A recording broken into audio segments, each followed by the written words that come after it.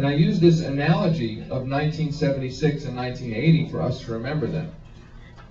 Now, I know we're in Georgia, which is the home state of Jimmy Carter.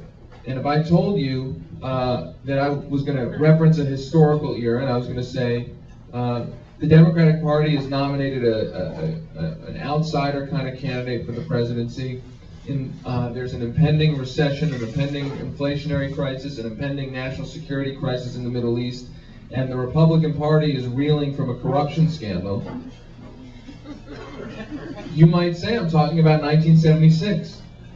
You might also say I'm talking about 2008, right? It's the same kind of thing. And the only reason I bring that up is because in 1976, it seemed like it could have been the beginning of a huge progressive moment, that uprising of that moment could have been harnessed into an amazing progressive moment, and it wasn't, for various reasons. But when it wasn't, it didn't go away. That uprising didn't go away. It only got more intense. And along came the conservative activists to channel it and explode it into a full-fledged conservative movement just 4 years later. I mean, that is a massive political shift to go from basically the precipice of what could have been a really, really progressive moment to suddenly the transformative moment for the conservative movement. And that is, again, I think what we all need to be aware of as we walk up to and we work towards this coming election and beyond. That really, on election day, the work will have just begun. It will not be over. And that if we don't have that movement psychology, that attitude that it's about change in the policy, it's not just about change in the office holders, then if we don't have that, then we could be facing another 1980 4 years from now. Now, I don't think that's going to happen. And I don't think that's going to happen because I've been traveling around the country in my reporting and on this book tour, and I think things have changed. I actually am starting to believe that there is a movement psychology building among the progressive side of politics. The conservatives have had a movement psychology that says we will work to pass our policies at every single level of government with anybody who is in office regardless of party. That the goal is not to put Republicans in office, the goal is to pass conservative policies. That is a movement psychology. That's why you see such a vigorous conservative movement, not just at the presidential level, but in your state legislature, city councils, school boards.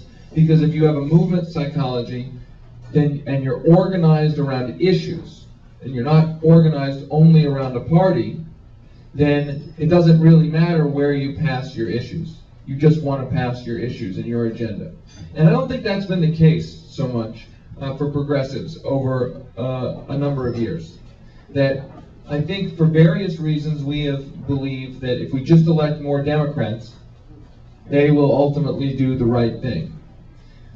Which I think we've been taught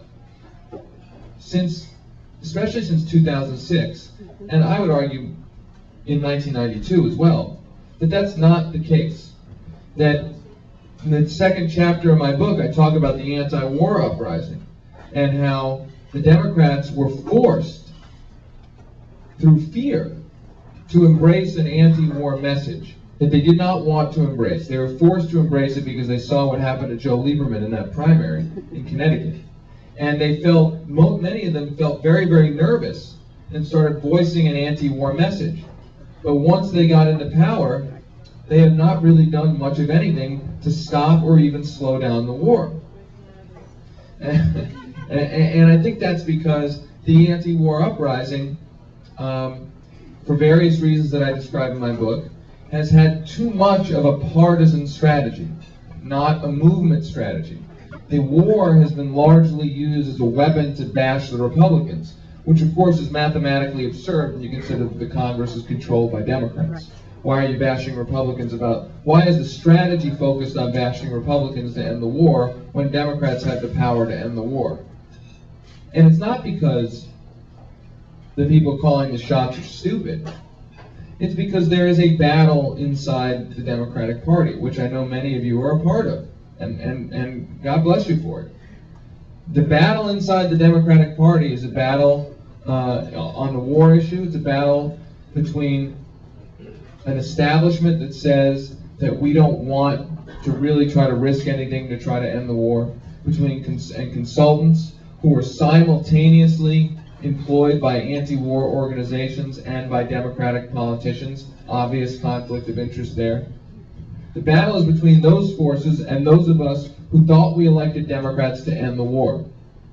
That's what we were told we were electing Democrats for.